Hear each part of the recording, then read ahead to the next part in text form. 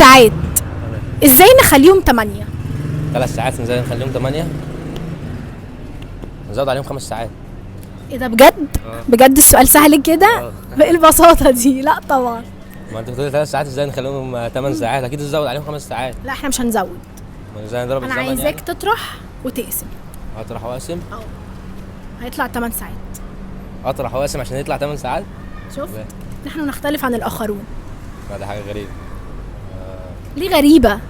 على فكره انت لو عرفت الاجابه لما تفكر فيها يعني وتعرفها هتتفاجئ، هتقول ايه السهوله دي. 3 ساعات اطرحهم بعد كده 3 ساعات ازاي نخليهم 8؟ يعني مثلا 3 ساعات بالليل مثلا، بعد كده والصبح، ولا ايه؟ مش فاهم انا. يعني ايه بالليل والصبح؟ هو السؤال غريب. مش هيفرق الصبح انا مش من فاهم بالليل. السؤال اصلا. 3 يعني انت ساعات. 3 ساعات عشان تخليهم 8 ساعات هتضيف عليهم